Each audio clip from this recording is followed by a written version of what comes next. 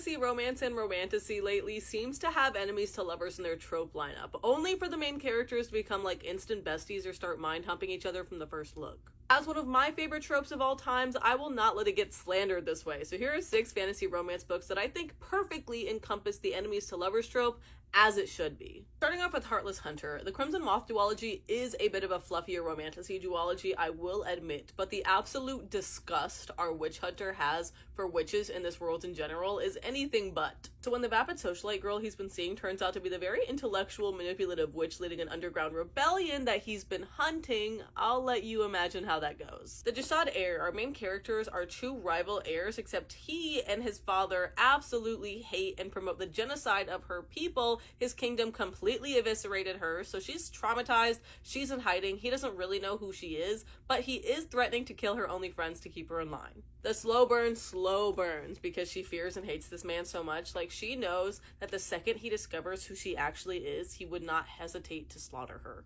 Zodiac Academy, another bit of a silly one, the reality TV show of fantasy books, but I also consider myself to be in an enemies to lovers relationship with this series because I hated all 4 of the heirs until like book 5. There is one specific couple dynamic in here that I do think perfectly encompasses the enemies to lovers trope, paired also with a bully trope and female vengeance arc. It was brutal, but they were still my favorite couple by the time I finished. Our Vicious Oaths is another pair of rival heirs, and they are 2 very powerful, cocky heirs, and the MMC literally starts this book by tricking the FMC into sleeping with her and then literally causing a red wedding at her kingdom. The only reason they do not immediately kill each other, and they tried several times, is because there was somehow an even worse rival kingdom to gang up on. Book of Azrael, a dragon-shifting, blood-reading Igmorathin is our FMC, who is like a natural enemy to the race of gods for thousands of years. Naturally, the FMC summons the King of Gods himself when she helps kill one of his oldest and longest friends, and then he proceeds to torture her for the next several weeks. And that's really only the start of it, because this dynamic is one that really ping-pongs between enemies to lovers, back to enemies to who knows. Finally, we have Vesselless. The only reason our MMC talks to our FMC at the start of this book is because he's a half-dead ghost king, who her father killed, by the way, and he was tasked to get her to give up her soul so that he can gain his own freedom.